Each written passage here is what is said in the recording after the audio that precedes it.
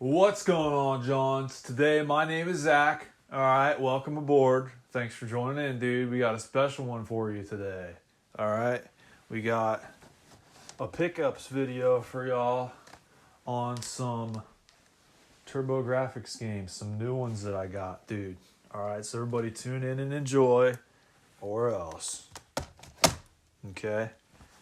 First off, we've got Vix Tactical Gladiator. This one, you're in a mech suit, okay? And you're kind of like forced to scroll, alright, or else, and you're moving along, okay? So move along, sir. Alright, be sure to shoot stuff on the way, John. Okay, the controls are a little bit unintuitive, but you get it after a while. Alright, and it's solid, dude. Absolutely. And, I don't know if I want to tell you guys what I paid for all these. I put notes in all the cases for them. So they'll fall out, and if you guys can read them on the way down, then you can figure out how much I paid for them. Now this one, I paid $75 for Vix, dude. All right. But, dude, this is a good game. All right, you can get it card only as well, just in case you want to do that. But yeah, you can see how fresh that card holder was, and we'll get to that later, dude. All right, we're going to itemize our deductions for once. We don't want the IRS coming after us, you guys. All right, this one here is Galaga 90. See, I got most of these games from the same seller on eBay. Just because he was giving me really good deals on a lot of stuff. I'm like, okay. Buy. And he knew how to negotiate, too. That's the thing, dude. Because, like, I'd lowball him thinking he wouldn't, like, go for it. And then he'd send me a counter offer, and then we'd go back and forth till we'd hit the middle. And I always normally get about $10 off, except for the first game I bought. But, yeah. Galaga 90, I paid $48 for. So that's that. Bloody Wolf. This is a really good-ass game, dude. I beat it. Alright, the first time I sat down and played it. Alright, and for this one I paid $75.06 from the same seller, dude. Alright, it's a really good game. You got plenty of action and junk. You can blow off steam whenever you want. This game here, JJ and Jeff, I haven't really gotten to play this one too much. But the fact that it's not two players seems like an oversight to me. I paid $37.54 for this one. Alright. Seems like a pretty decent deal, I guess. Not bad. Drop off, dude. This might be a hidden gem of a game. Alright, because we got puzzlers for days. Okay. And this has got to be one of the nicest looking hue card designs, because most of them were just font. Okay. So do that. All right. One of these days, I want to have a competition for all of the card art. All right. To see which ones look the best. Even though they're just font, most of them. If they've got art, absolutely automatic disqualification. Everything except JJ and Jeff so far I got from the same seller. And I really talked the JJ and Jeff guy down. I sent him a message. I was like, you'd be really doing a favor to all of us collectors by lowering the price of this game, because we all know price charting is based off of eBay. All right. But no, dude, this was the game right here that really opened up the floodgates for me, because I hadn't been buying any games there for a long time. All right. But then I ended up buying this one, dude. Okay. It was the first one I bought from that seller. So it wasn't that great of a deal. But, dude, this game is totally worth it, bro. I paid about $70. So there's that. But, dude, I beat this game, and it is really good. It's got to have some of the most levels out of a non-puzzle game, out of any game for the Turbografx 16. Because at the end, you got rooms that are labeled by letters. And, like, you got to find your way through. It's like the last level of Mario, except fucking 10 times harder. Because you can get lost really easily, bro. This is what the card looks like right here.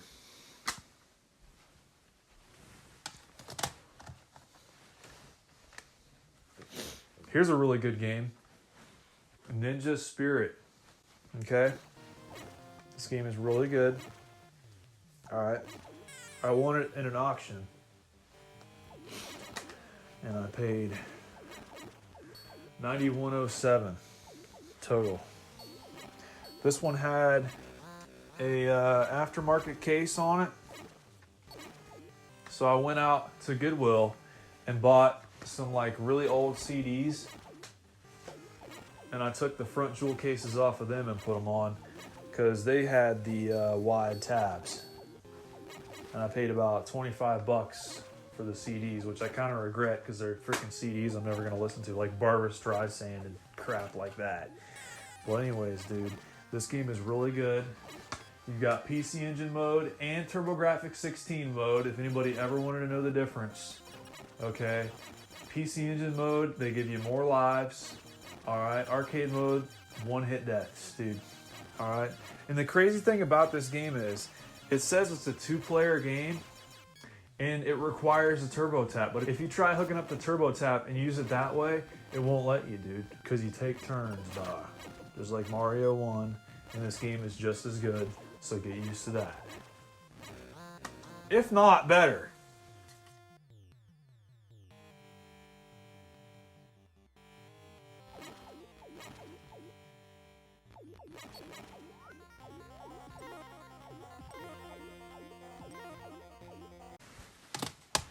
All right, here we've got a really underrated shooter, Cybercore. This game is a bug-related game, okay? Not the kind that glitches it out. All right, everybody, calm your horses, okay? Yeah, I'm the one telling you guys to calm down. But no, this is a game I got off that same seller. Pretty good deal on this one. I paid $69.71. So not bad at all on that one, dude. It's got really cool weapon setups. All right. The different colored power-ups that you get give you different power-ups. And you got like 3 stages in whatever tier you're going into. It's like a different class of bugs, basically.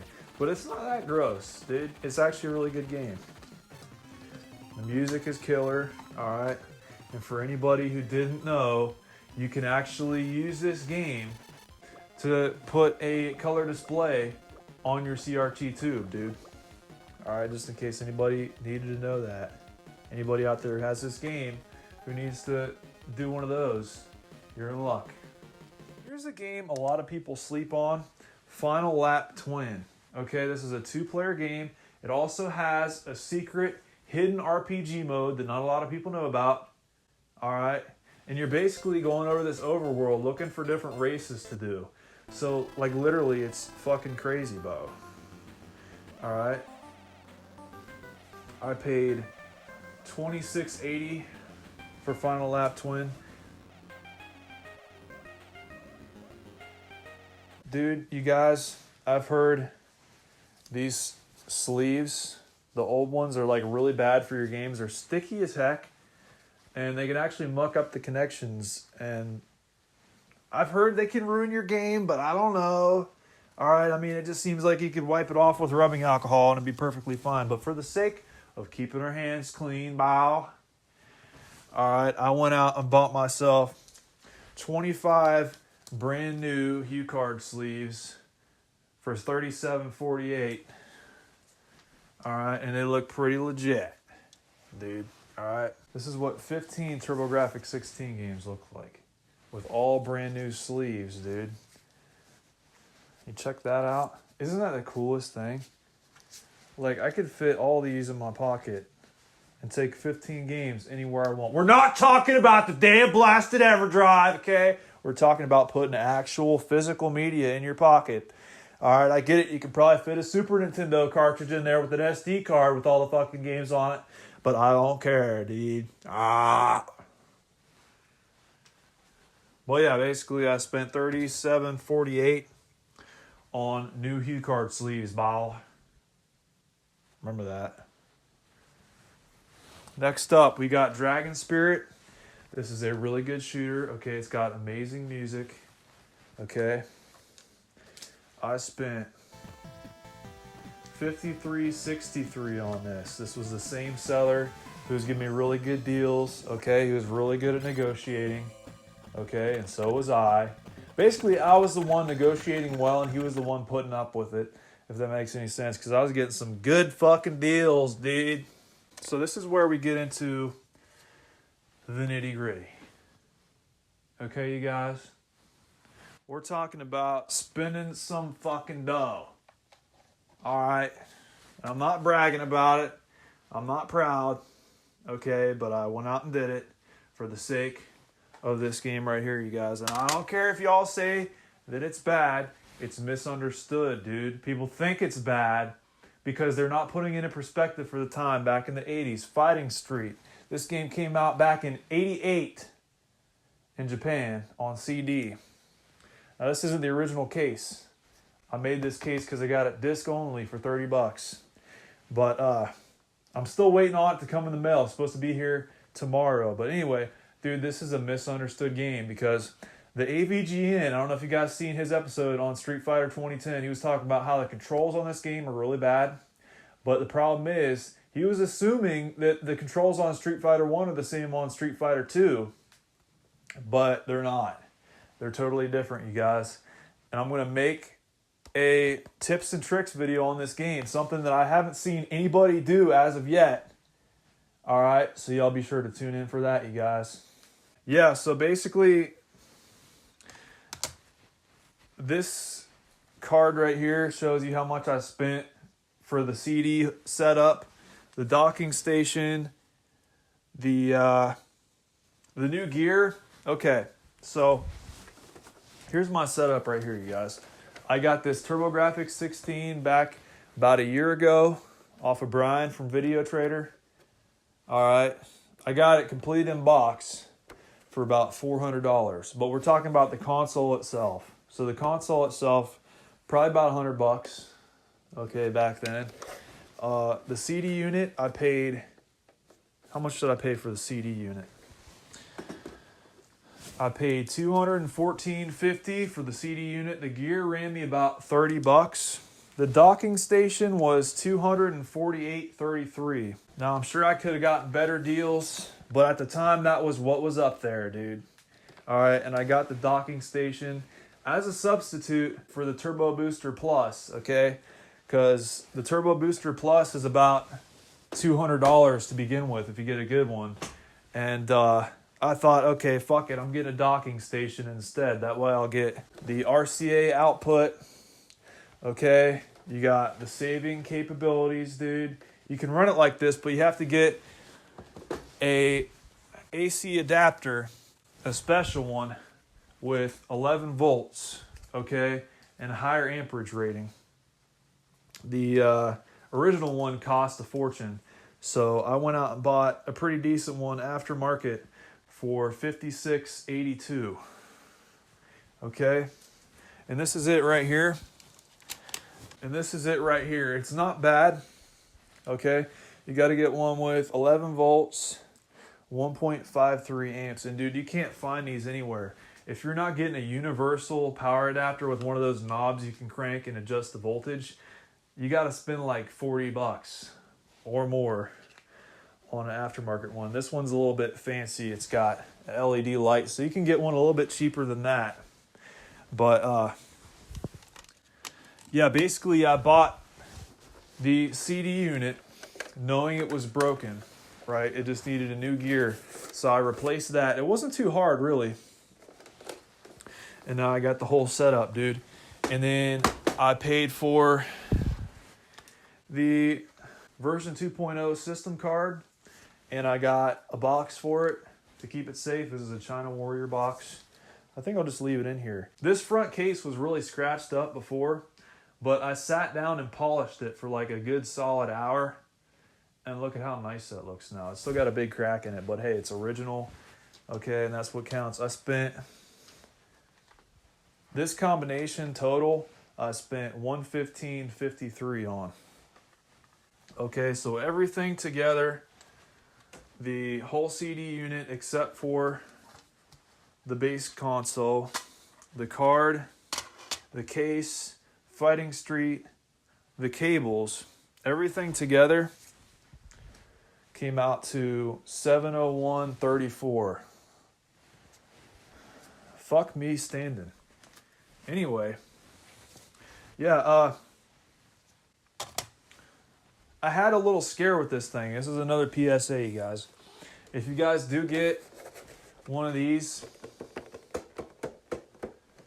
and you actually play it, unlike the people on the forums, you'll realize it gets warm and it smells like a little metallic-y kind of smell, which isn't too bad, okay? I'm just letting you know. Don't get worried about having to change the capacitors, okay? Because these capacitors are really heavy duty. All right, I talked to a professional. The guy said he hardly ever has to change any capacitors in these unless people are wanting to do it just for longevity's sake. But there's really no point, right? So what he said was, basically it's the BA chips in the back of the console that get hot. And if you replace them with new ones, they get just as hot. So there's no avoiding it. I mean, this thing doesn't really have like a vent fan or anything like that. So you just kind of have to deal with it. But if you are going to play it, again, unlike the people on the forums, keep that in mind. Because the people on the forums were saying, oh, all of them were saying, get new capacitors, dude. All right. And I started shitting myself thinking, oh, I spent $215 plus a $30 gear on this thing, and now I'm going to have to get it recapped and send it off somewhere off into nowhere's land for a while, you know, through the mail, because nobody wants to fix it here close by. But anyway, no, dude. Literally all we're waiting on, we've got the card, we've got the console, everything except the game, dude. And it should be here tomorrow, Bo. All right, Saturday. By the time this video comes out, it's probably already here. All right, so be looking out for lives and that tips and tricks video I was talking about, you guys. All right, thank y'all for tuning in. I appreciate it, Bo. If you enjoyed, be sure to leave it a thumbs up. All right, and subscribe if you're new, dude. All right, see you next time.